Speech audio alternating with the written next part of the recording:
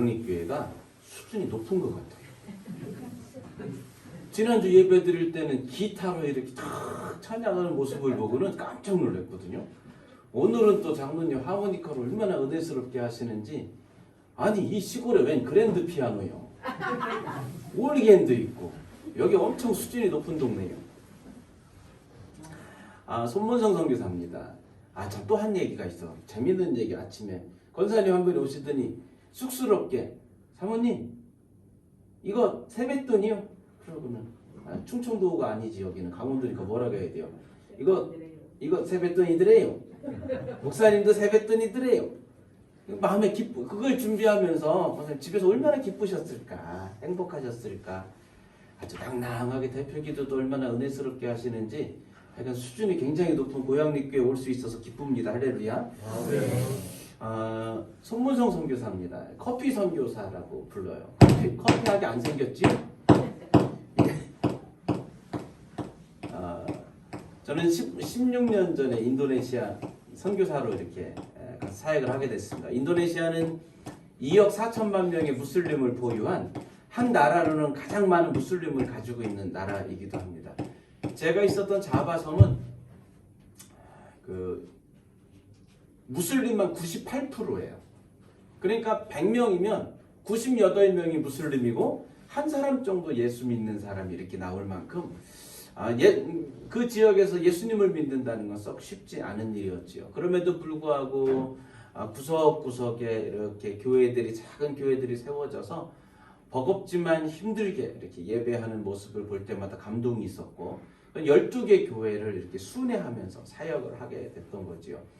하지만 항상 도시에 가보면 젊은이들이 많은데 이 무슬림 젊은이들을 어떻게 만나지? 라는 고민 가운데 같이 이렇게 운동도 하고 그랬지만 어느 선을 못 넘는 거예요. 복음을 전할 수 있는 단계까지 못 넘어갔던 거죠. 그렇게 답답해하던 저에게 미국 선교사들이 카페를 열어놓고 그 안에서 영어도 가르치고 커피도 가르치고 성경 공부도 하는데 카페가 처치가 될 수 있구나라는 것을 보게 된 거예요. 그러고는 나도 커피를 배워야지 이렇게 결단을 하게 됐습니다. 사실 제가 이렇게 커피를 배우는 건 쉬운 일은 아니었었어요. 생긴 거는 머슴처럼 생겼지만 제가 생각보다 곱게 컸어요.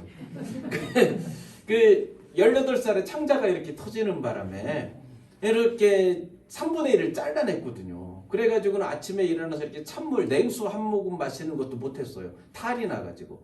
그러니까 콜라도 못 마시고 사이다도 못 마시고 제가 18살 때부터 소원이 뭐였냐면 짜장면 한 그릇 소화시키는 게 소원이요. 그러니까 제가 몇 살 때 짜장면을 소화시킬 수 있었냐면 45살이 돼서야 짜장면을 먹었으니까 저는 근 30년을 라면도 못 먹고 짜장면도 소화시키지 못했던 제가 커피를 배워야지 라고 하는 거는 참석 쉬운 일이 아니었습니다. 또 하나는 목사 선교사인 내가 커피를 배워서 커피를 가르친다는 게 잘 어울리지가 않았어요. 또 생긴 거라도 좀 손호영 목사님처럼 이쁘게 생겼으면 말이 나머지 이렇게 촌스럽게 생겨가지고는 내가 커피 선생이요 하면은 누가 믿겠어. 그런데도 불구하고 그때는 이 무슬림 젊은이들을 어떻게 전도하지? 라고 하는, 어떻게 만나서 복음을 전하지? 라고 하는 안타까운 마음이 있었기 때문에 커피를 배워야지 이렇게 결단하는 시간이 있었습니다. 커피가 생산되어지는 지역을 커피 벨트라고 불러요. 전 세계에서 커피를 가장 많이 생산하는 나라는 브라질이에요. 한 33%의 커피를 생산하고요. 두 번째는 베트남이에요. 16% 정도의 커피를 생산해요.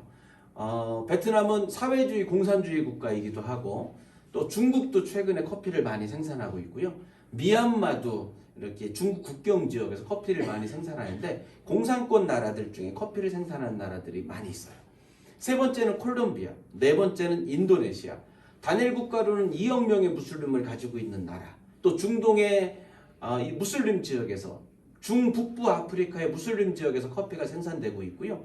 다시 아시아로 넘어오면 태국, 미얀마, 라오스, 캄보디아 불교권 지역에서 커피를 생산하고 있는데 커피벨트가 선교벨트라는 사실을 깨닫게 된 거예요. 커피벨트 안에 이슬람권과 공산권과 불교권과 힌두권이 다 들어있는 것을 보고는 깜짝 놀랐어요. 하나님, 내가 인도네시아에서 카페 처치를 하는 것도 중요하지만 이 커피벨트를 따라 하나님의 복음이 흘러가는 복음의 벨트가 되게 해주세요. 드림 벨트가 되게 해주세요. 그래가지고 커피 선교회를 만든 거예요. 커피 선교회를 만들어가지고 중국에 가서 커피 선교하고 태국에 가서 커피 가르치고 필리핀에 가서 커피 가르치기를 10년을 했더니 지금은 아시아에 한 8개 나라에 저희 커피 선교회가 있어서 사역을 잘하고 있고요. 미주 지역에도 커피 선교팀이 잘 만들어져 있는 것을 보게 됩니다. 한 번은 중국에서 커피 스쿨을 하는데 중국의 부자들을 만나고 싶은 거예요. 우리 같은 사람이 부자들 만나기 쉬워요, 어려워요? 어렵지. 엘리트들을 만나고 싶은 거예요. 그래가지고 그 하문은 대만 옆에 되게 큰 도시인데 아주 수준이 높은 동네예요. 거기에서 이제 백화점에 5층짜리 백화점에서 백화점 카페를 통째로 빌렸네. 그래가지고는 이제 그 중국 애들을 초청하는데 10명을 초청한 거예요. 원래 커피 학교는 한 20명 하는데 10명을 초청한 거예요. 원래 회비는 한국 돈으로 5만 원만 받는데 그때는 그냥 한국 돈 20만 원 받았어. 3일 가르치는데. 그러고는 이제 탁 포스터를 만들어 가지고 저렇게 이쁘게 사진을 넣잖아요. 근데 중국에서 포스터를 만들었는데 저 사진을 넣으면 되겠어요? 안 되겠어요? 안 돼요. 저렇게 생긴 사람이 커피 가르친다 그러면 중국 엘리트들이 안 올까봐 사진을 뺐어. 그러고는 밑에다가 행복한 커피 학교 대표, 손문성 커피 마스터 이렇게 해가지고 탁 써놓고 이제 10명을 모집을 한 거예요. 아니나 다를까 중국 애들이 벤츠 끌고 막 오는데 엘리트들은 잘생겼더라고요. 그러고는 이제 2명은 중국 전도사를 집어넣은 거예요. 그래서 12명이 커피 스쿨을 하고 통역하는 중국 목사님이 계시고 탁 하는데 첫날 이 한 놈이 이렇게 파마를 탁 하고 있는데 이렇게 팔짱을 끼고 다리를 꼬고 이렇게 앉아가지고는 이것이 질문을 하는데 이렇게 손을 들더니 질문도 영어로 해요. 재수없게. 중국 놈이 중국말로 질문을 하지 왜 영어로 이렇게 질문을 하는지 나중에 알고 봤더니 자기는 홍콩 사람이야. 얘네들은 중국 엘리트들인데 나는 홍콩 엘리트라는 거예요. 이렇게 자존심이 컸던 이 친구가 둘째 날이 되더니 이렇게 팔이 내려가는 거예요. 셋째 날이 되더니 얼마나 재밌게 배우는지 그러고는 자기가 선물을 사왔대요. 내가 조금 엘리트고 커피를 안다고 생각했는데 선생님이 와서 커피를 가르쳐줬는데 정말 커피의 새로운 세계를 알게 됐다고 아주 선생님 생긴 거는 거시기 헌디 따라오스 아주 커피의 전문가 큰 선생님이 오셔서 잘 가르쳐줬다고 이렇게 선물도 주고 제가 책이 있거든요. 커피 가르치는 중국어 책이 있어서 이렇게 사인도 해가지고 이렇게 좋은 시간을 가졌어요. 3일 동안 사진 잘 찍는 선생님을 모셔가지고 사진을 찍은겨. 그래가지고 멋진 장면도 사진을 찍고는 끝나는 날 제가 부탁을 했어요. 우리가 3일 동안 열심히 배웠는데 한 달 뒤에 우리가 여기다가 사진 전시회를 하자고. 그리고 친구들을 데려다가 우리가 만든 커피를 이렇게 맛있게 내려서 자랑질 하자고. 그때 다들 좋아하는 거예요. 이제 그러려니까 반장을 뽑아야 되잖아. 또 총무도 한 명 뽑아야 되잖아. 누구를 시키겠어요? 그 홍콩놈? 그럼 안 돼요. 우리 전도사 2명 간첩이 들어갔잖아. 전도사들.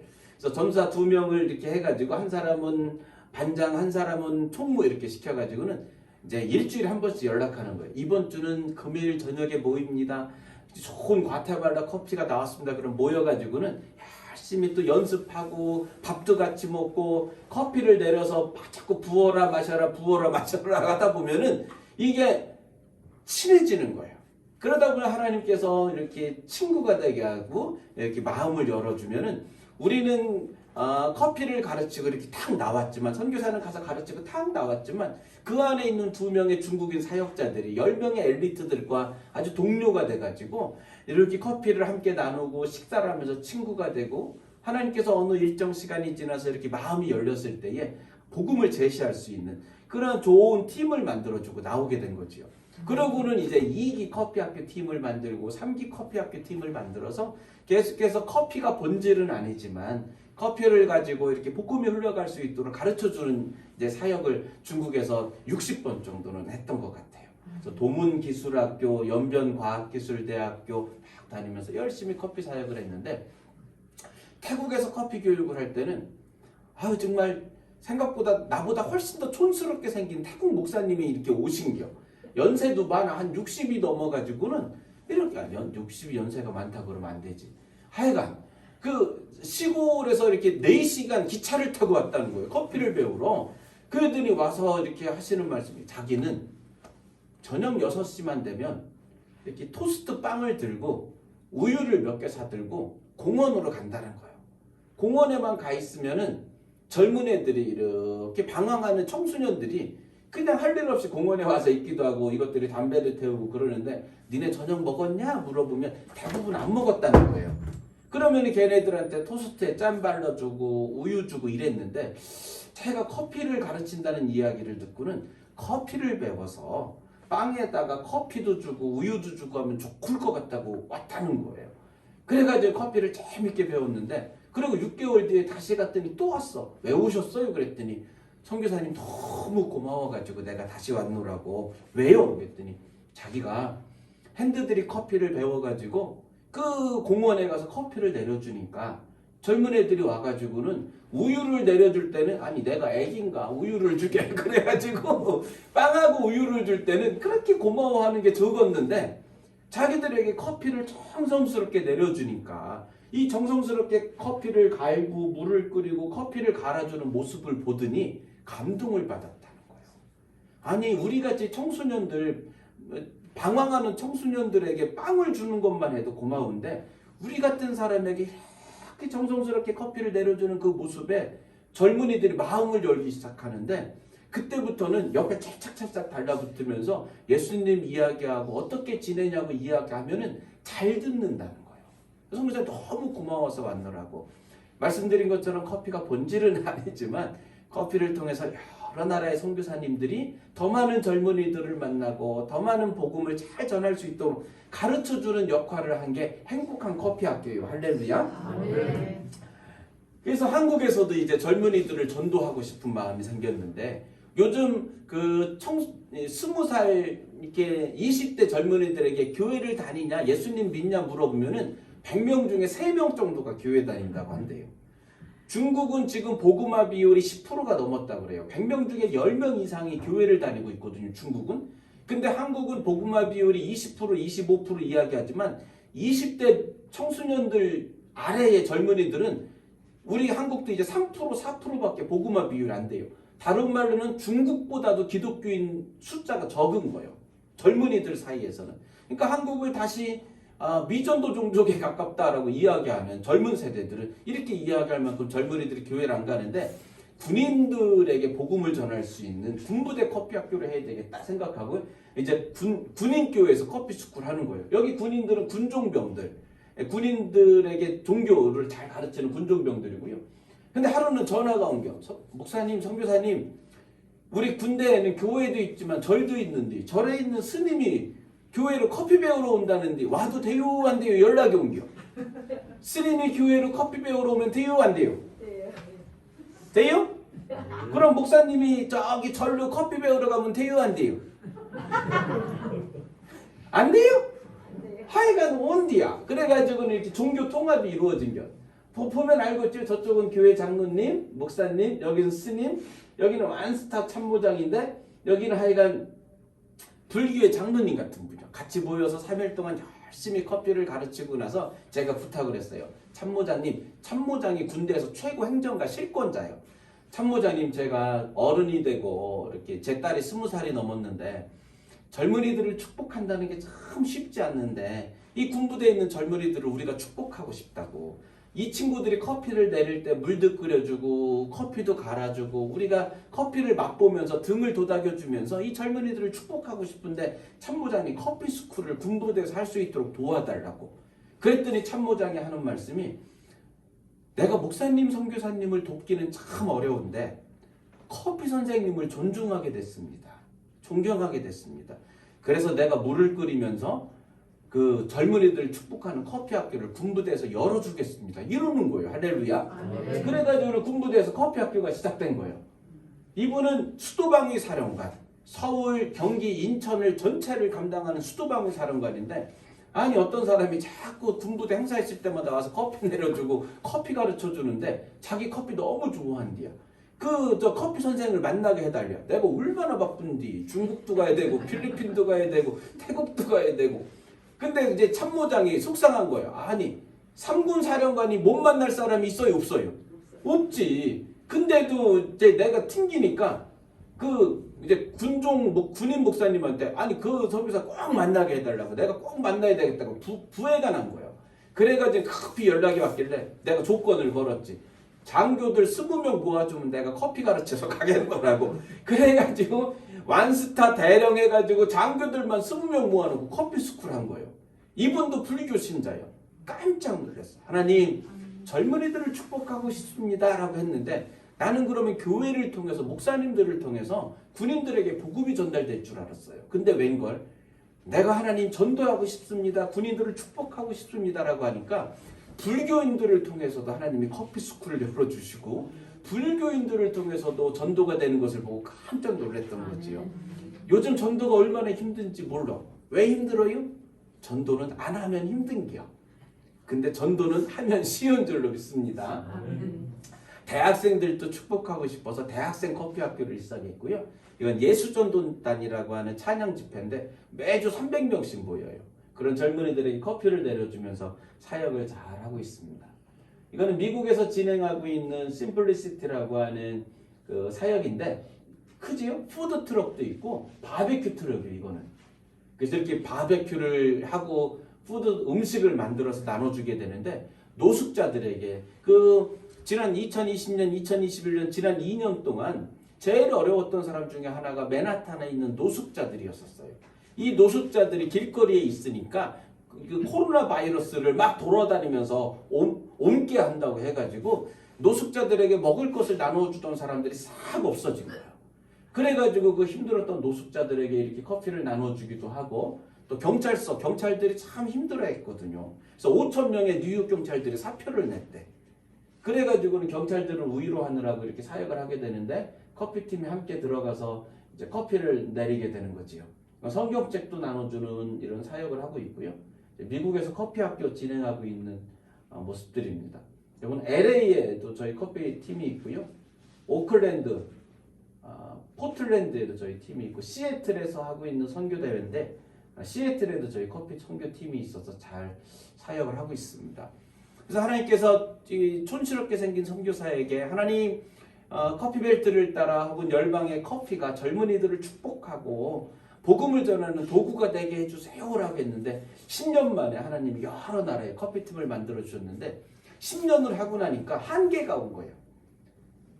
하나님 여기까지 커피 선교가 다라면 저 그만하고 싶어요. 나도 좀 목사니까 목회도 하고 싶어요. 이런 마음이 싹 올라왔을 때에 하나님이 저를 업그레이드 시켜주셨으면 좋겠다라는 기도 제목 가운데 그 비즈니스 미션 트레이닝 스쿨이라는 프로그램을 이렇게 할 수 있도록 허락해 주셨어요. 이건 뭐냐면 두피 케어, 스킨 케어, 네일 아트, 그 다음에 커피, 피자, 파스타 이런 것들을 가르치는데 난민들을 가르치는 난민 직업학교를 하고 싶은 마음이 들었던 거예요.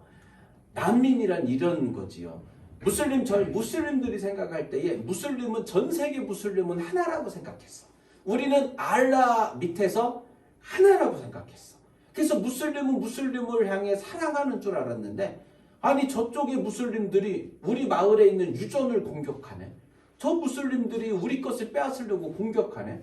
그래서 시리아 사람들이 공격을 받아가지고 재산을 잃고 부모 형제를 잃게 된 거예요. 무슬림은 하나라고 생각했었는데 무슬림을 통해서 공격받고 도망하고 모든 재산을 잃고 형님을 잃고 아버지를 잃게 되니까 이 무슬림을 향한 어떤 회의가 들었던 거지. 그러면서 이제 이집트로 난민이 돼서 도망가고 터키로 도망가고 그리스 유럽으로 도망오다가 바다에 빠져 죽는 일들을 우리가 많이 봤잖아요. 그러고는 그리스까지 간신히 도달했는데 그리스에 가기 전에 쪽지 하나 주소를 가지고 이렇게 그 주소지에 가봤더니 묻지도 않고 따지지도 않고 한 달 동안 먹을 것을 그냥 나눠주는 거예요.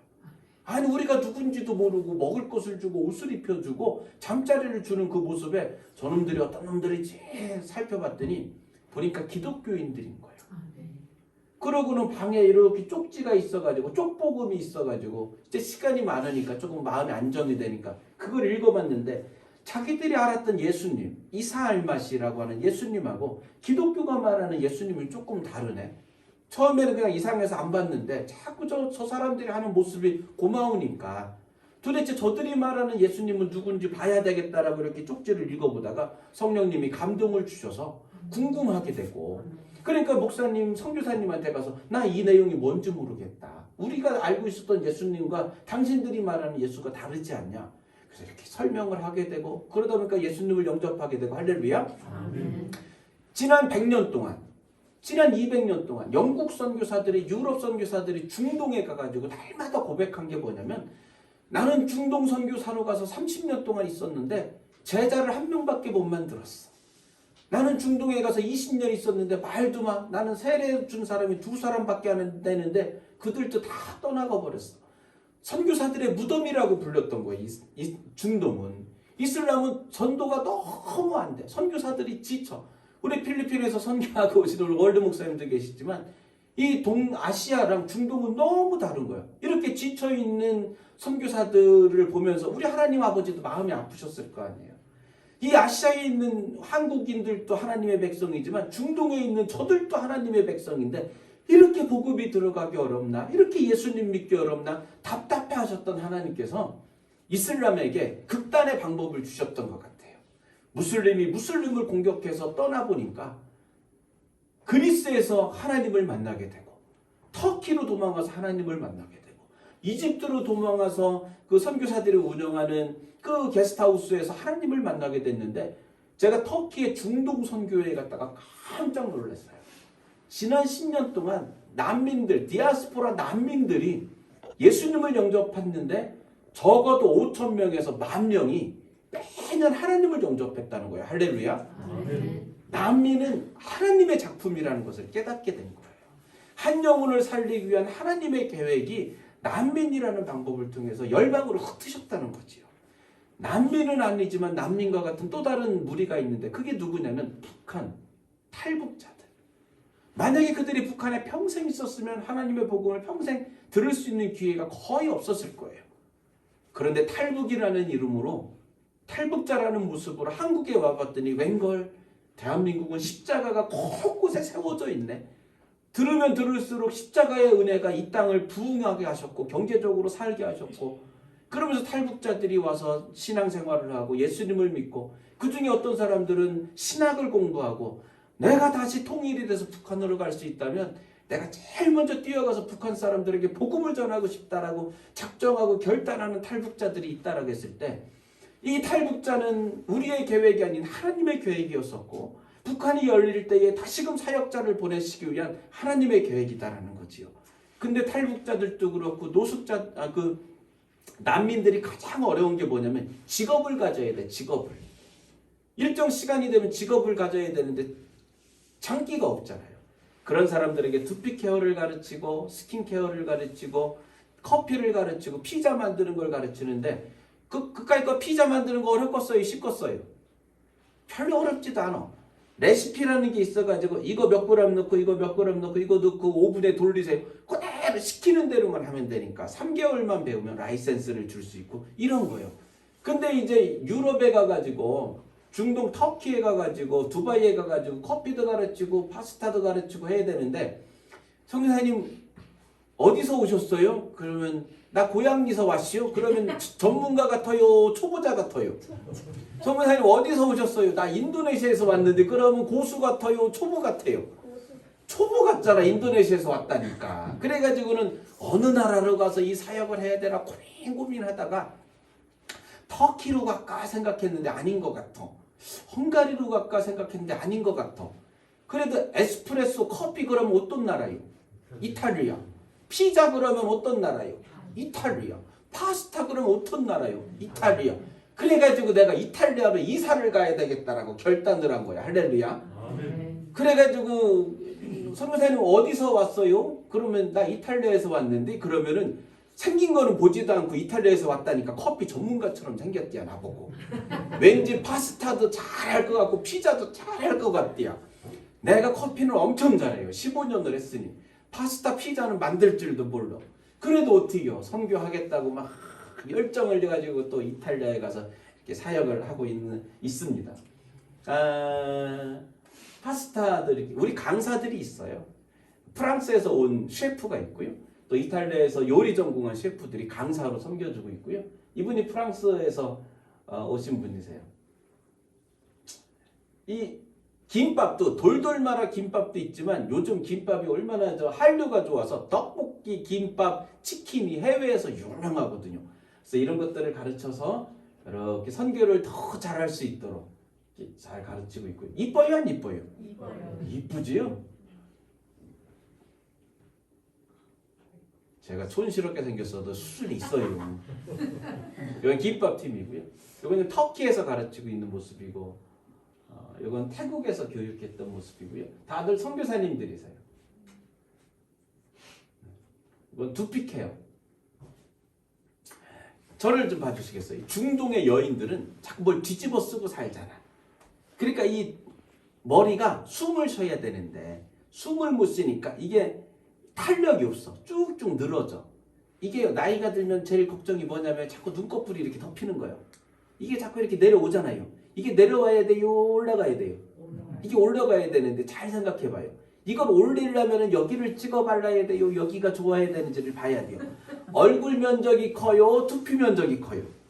여기가 3분의 2고 얼굴은 3분의 1인데 여기 앞만 찍어 발라봤자 소용없어. 그럼 어디를 탱탱하게 해야 되냐면 여기를 탱탱하게 잡아 당겨야 이게 탁 올라가는 거요. 근데 이게 중동의 여인들은 이걸 자꾸 뒤집어 쓰고 뜨거운 나라에 사니까 이게 두피가 늘어지니까 주름이 생기고 이게 자꾸 눈꺼풀이 덮이는 거요.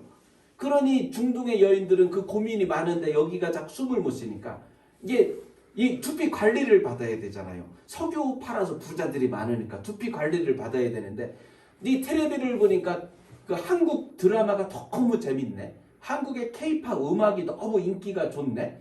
그래가지고는 이렇게 왠지 한국 드라마를 보니까 자기도 한국 화장품을 찍어 바르면 다 송혜교처럼 이뻐질 것 같아가지고 한국 화장품이 엄청 잘 팔리고 있잖아요. 그러니까 이제 한국의 전문 관리 센터가 터키에 왔다는 겨. 두바이에 왔다는 겨. 부자들은 한국 거 하면은 요즘은 아주 인기가 좋아요. 그래가지고 한국의 두피 관리 센터에 가가지고 이렇게 쿠폰을 10장을 끊어서 이렇게 누웠는데 일단 여자든 남자든 눕혀놓고 쪼물딱 하면서 이뻐져라 이뻐져라 그러면은 기분 좋겠어요 안 좋겠어요? 엄청 기분 좋은 거지. 그래서 눕혀놓고는 이뻐져라 하는데 처음에 왔을 땐 어색하더니 3번 4번 오니까 좀 마음이 편안하기도 하네. 근데 하루는 조금 일찍 왔더니 그 선교사님인 건 모르잖아. 그 원장님이 커피도 내려줘서 맛있게 먹고 들어 누웠는데 아휴 여기 오면 행복한데 집안일만 생각하면 속이 뒤집어지는겨. 남편이 속썩여 아들이 속썩여. 그러니 넋두리가 나오잖아요. 아휴 요즘은 행복한 게 없어. 남편이 속썩여가지고 그러면 이제 선교사님이 듣다가 한마디 해주는 거지. 당신이 믿는 알라 내가 믿는 하나님이 당신을 축복할 거라고 걱정하지 말라고. 당신이 우리 샵에 올 때부터 내가 당신을 위해 매일 기도하고 있느라고. 아니 지가 뭔데 나를 위해 기도해. 근데 고마워요 안 고마워요? 고마운 거예요. 그러니까 마음이 열리고 자기의 삶을 나누고 선교사님이 또 이렇게 케어하면서 나도 너무 힘든 시절이 있었는데 우리 하나님이 나의 힘든 시절을 감사로 바꿔주셨다고 이렇게 이야기하면서 전도할 수 있는 거예요. 지나가는 여자 붙잡아 놓고 전도하다가 붙잡히면 쫓겨나야 되잖아 선교사님들이. 근데 샵을 열어놓고 손님이 왔는데 잘 이렇게 이뻐져라 섬기다가 마음을 열려서 자기 삶을 나눴으니 자기 삶을 하나님의 은혜를 나눴으니 쫓겨나겠어요 안 쫓겨나겠어요? 안 쫓겨나지. 지혜가 필요한 거예요. 이렇게 난민들에게 직업도 가르치고 선교사님들은 중동의 무슬림 여인들을 만날 수 있는 그런 좋은 비즈니스를 가르치고 프랜차이즈 한국의 프랜차이즈가 중동으로 나갈 수 있도록 해야 되겠다 해가지고 요 장윤희 대표가 아주 한국의 최고로 유명한 두피케어 관리 전문가예요. 한국의 제일 유명한 모발이식 병원 5군데에 다 이 사람 브랜드가 들어가 있을 만큼 중국, 러시아, 인도에도 프랜차이즈가 들어가 있고요. 실력 있는 사람들이 이렇게 잘 섬겨주고 있습니다.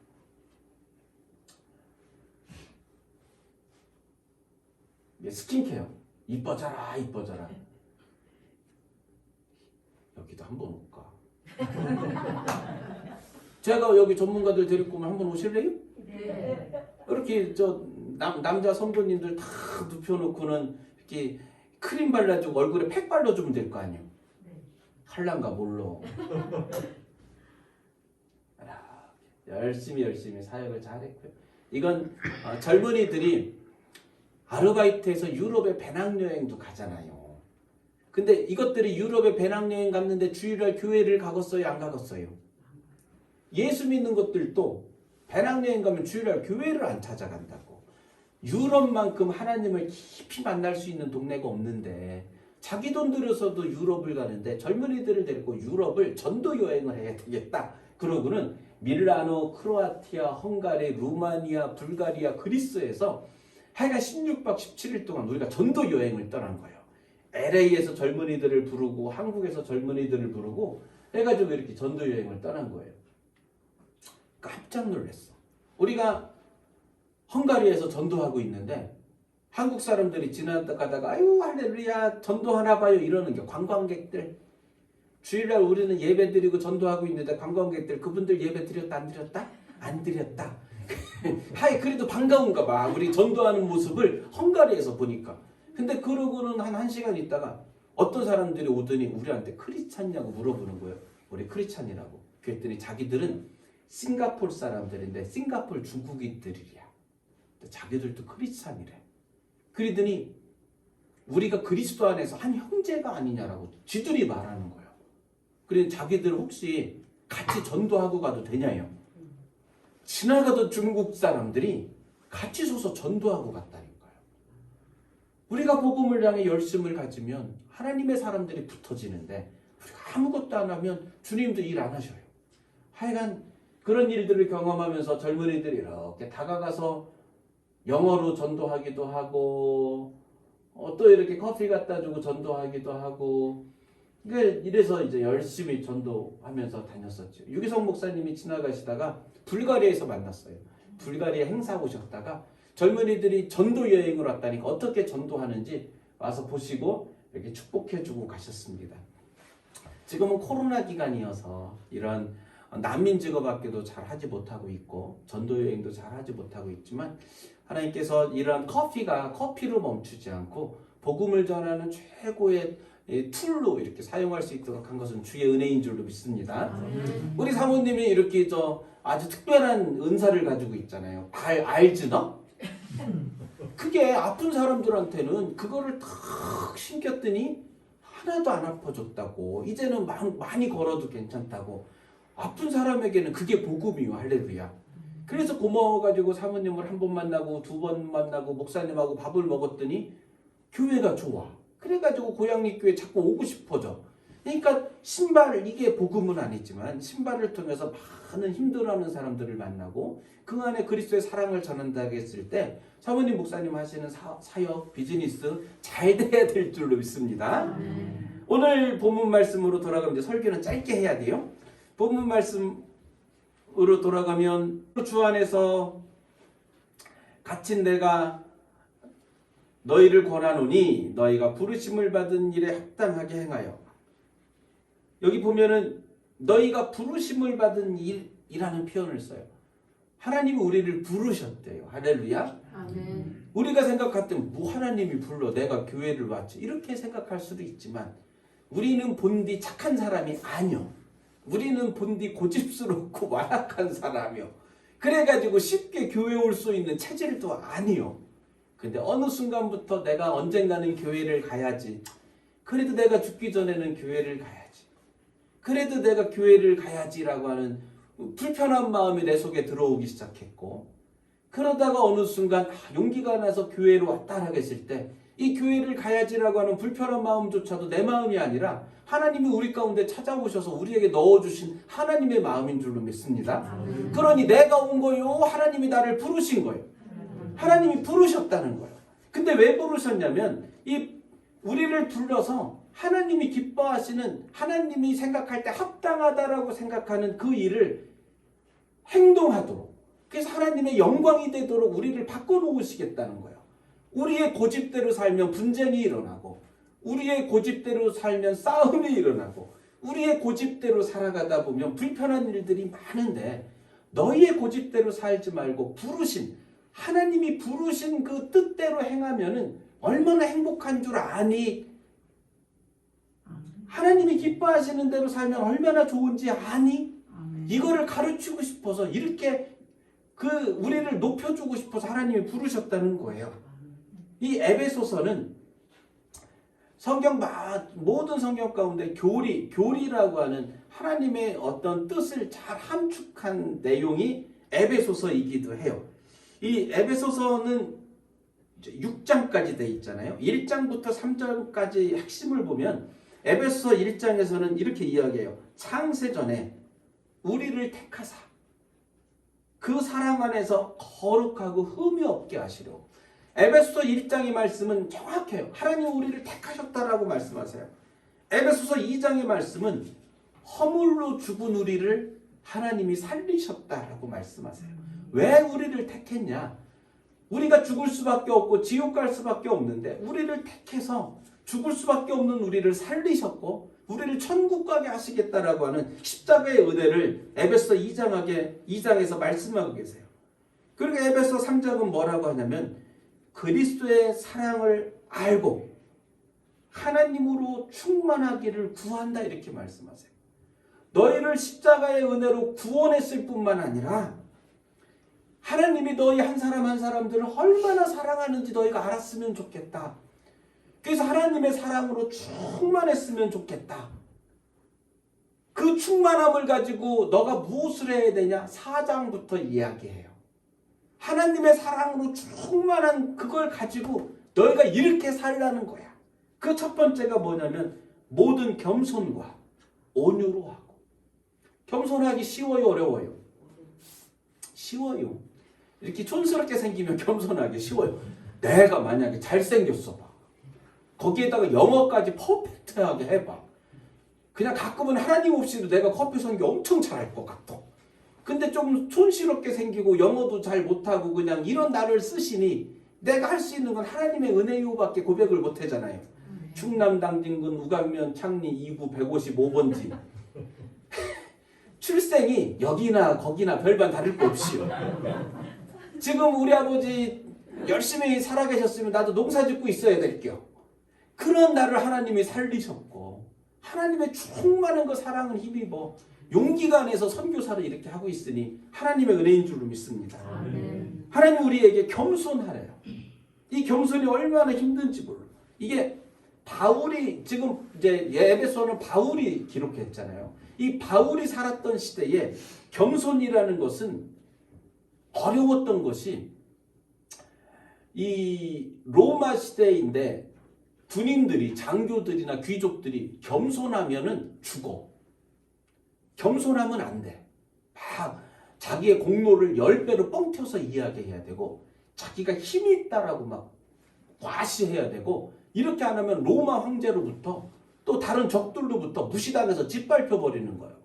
그러니까 당시에 살았던 귀족들이나 높은 사람들은 겸손이라는 단어를 가질 수가 없었던 거예요. 그럼 누가 겸손해야 되냐? 바울 시대의 겸손은 종들만 가져야 되는 겸손이요. 그러니까 귀족이나 주인들이 지나가면은 무릎을 꿇어야지. 고개를 숙여야지. 종들은 겸손하지 않으면 살 수가 없었던 거예요. 그랬던 그 시대에 이 겸손이 왜 필요하다고 바울은 이야기하냐면 유대인들은 타고나면서부터 하나님이 자기들을 택한 백성이라고 이야기하고 니네 이방인들은 세컨드, 서드라는 거예요. 별스럽지 않은 존재들이라는 거예요. 이걸 가지고 다투고 있는 모습을 보면서 바울은 겸손해라. 하나님이 우리를 부르신 것은 이방인들을 섬기라고 불렀고 하나님이 니네들 유대인들만 불렀냐? 유대인들도 같이 불렀지. 유대인들만 부른 게 아니라 이방인들도 같이 불렀으니 함께 그리스도 안에서 겸손해야 된다라고 이야기하고 있는 거예요. 근데 겸손의 본을 보이신 분이 누구시냐면 예수님인 줄로 믿습니다. 아멘. 그는 근본 하나님의 본체시나 죽기까지 복종하셨으니 십자가에 죽으십니다. 십자가의 죽음으로 겸손하셨을 뿐만 아니라 그분은 살아서도 겸손하셨던 거예요. 어떤 겸손을 보이셨냐면 이런 거지요. 종들도 레벨이 있어요. 저기 이집트에서 잡혀온 종들은 학식이 높아. 학식이 높으니까 귀족의 자제들이나 돈 많은 사람들의 자녀들에게 교육을 하는 선생님인 거예요. 그러면은 잡혀온 종들 중에 가장 낮고 천한 종들이 누구였냐면은 그 당시에는 그 막 먼지, 흙, 먼지, 바람 이런 것들이 얼마나 많았겠어요. 신발도 제대로 없잖아. 그러니 이렇게 손님이 집에 오면은 발에 먼지가 수북히 붙어서 오니까 가장 낮은 종들은 세숫대야에다가 물을 떠가지고 이렇게 가서 무릎을 꿇고 그 손님의 발을 씻겨주는, 주인의 발을 씻겨주는 종들 중에서도 가장 낮은 종들이 했었던 그 모습이었던 거예요. 근데 우리 예수님이, 하나님이신 우리 예수님께서 친히 제자들의 발을 씻기면서 내가 너희에게 발을 씻기니 너희도 가서 발을 씻기라는 거예요. 그 당시에 예수님이 무릎을 꿇고 제자들의 발을 씻겼다는 건 가장 낮은 종의 모습으로 겸손의 모습을 보이셨던 거지요. 우리도 살다 보면 고개 빳빳이 쳐들고 하고 싶은 얘기가 얼마나 많아. 그럼에도 불구하고 예수님이 겸손하라 말씀하셨던 그 겸손의 모습을 우리가 한번 꾹 누르고 행한다면 그 행함 속에서 하나님이 일하시게 될 줄로 믿습니다. 두 번째로 온유하래요. 이게 하나님 온유가 뭡니까?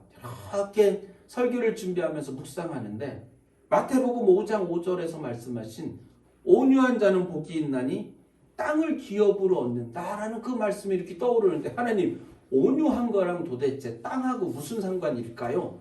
그때 하나님이 어떤 마음을 주셨냐면 이런 마음을 주신 거예요. 한 집에 우리 딸들하고 살고 있는데 아이 딸들 하는 짓이 마음에 안 들어가지고 냅다 혼냈어. 한판 싸웠어.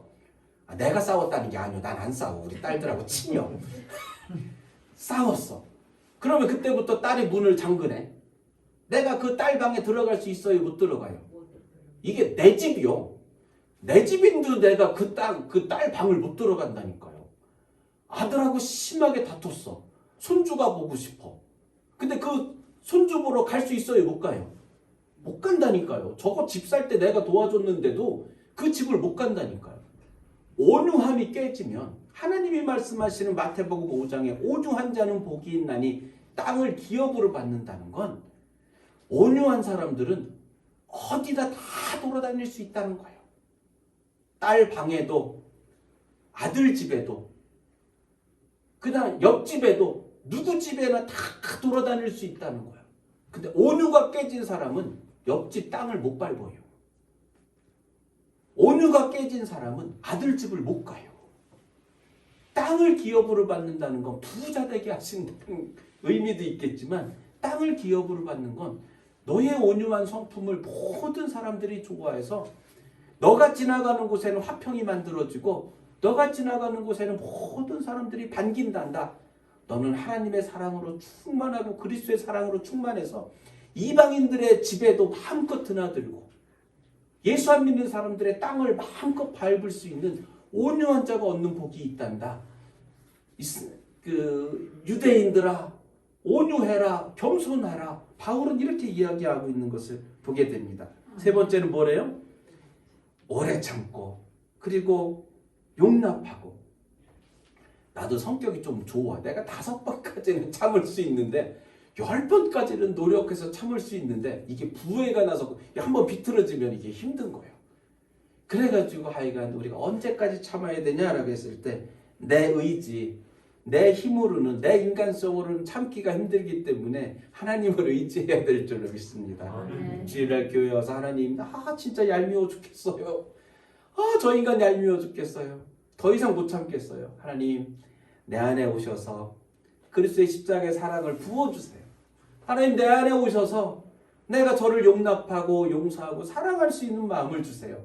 하나님을 의지하지 않으면 이게요 집에 원수가 있다니까요. 원수가 가까이 있어요? 멀리 있어요? 가까이 있다니까요. 그 원수를 사랑하는 게 제일 힘든데 내 힘으로는 안 된다니까요.